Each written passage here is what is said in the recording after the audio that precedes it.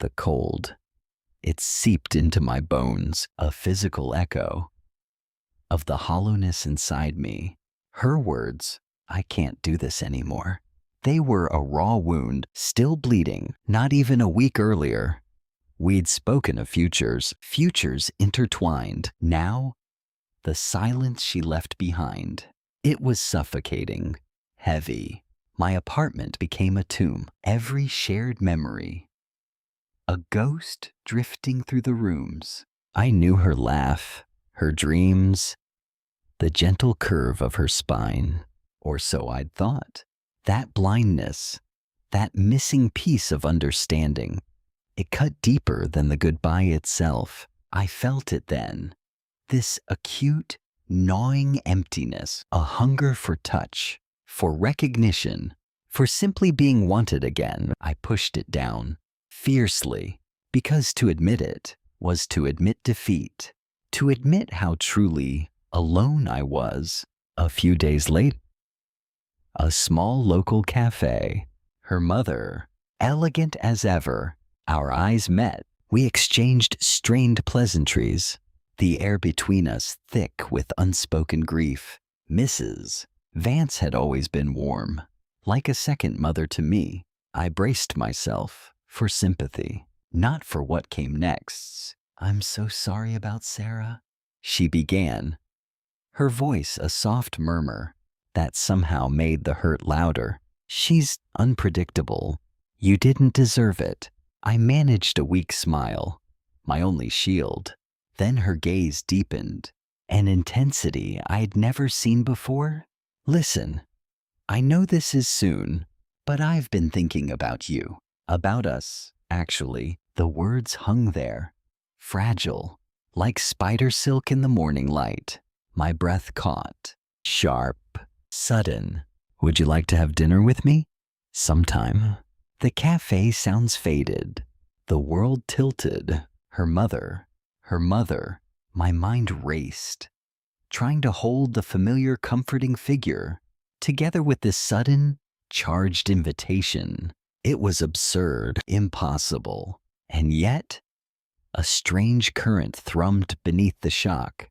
Part of me screamed, "No, too raw, too broken," but another part, a desperate, lonely core, felt the pull, a flicker of something unexpected, a warmth, a solace in her gaze that seemed to reach right through the numbness. Days blurred, restless nights. Her offer stayed with me, a quiet hum beneath the surface of grief.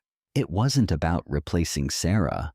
It was about the unexpected offer of connection. When I felt most adrift, it was about the way her eyes had held mine, not with pity, but with a quiet understanding that mirrored my own exhaustion, the hunger for warmth, for touch, for simply being seen. For who I was now, not who I had been with Sarah, became impossible to ignore. The evening of the dinner arrived. I stood before the mirror, feeling the fabric of my shirt against my skin, hyper aware of my own body. Every movement felt deliberate, almost ritualistic. She would see me tonight, truly see me. After so long, the thought sent a tremor deep inside. The barriers around my heart, they felt thinner tonight, more fragile. She greeted me at the door, a soft, welcoming smile that eased something tight in my chest. The air in her home was warm, carrying the scent of spices and something else, comforting, subtly feminine. We sat. Hours slipped away. We spoke of everything except Sarah. We wove new threads of conversation, discovering shared places in our minds I hadn't even known were there. Her hand rested on the table, not close enough to touch mine, but near enough that I felt its presence, a gentle, constant pressure. I found myself leaning in, not just my body, but something deeper. Then, a memory of Sarah, sharp, unbidden. It stung behind my eyes. My throat tightened. I could have looked away, but instead, I simply looked at her. Mrs. Vance. Her gaze was steady, unwavering, no pity, just quiet acknowledgement of the pain. The urge to break, to let the tears fall, was almost overwhelming.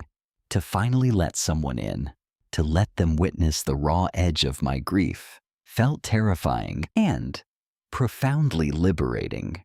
The space between us charged the potential for physical comfort.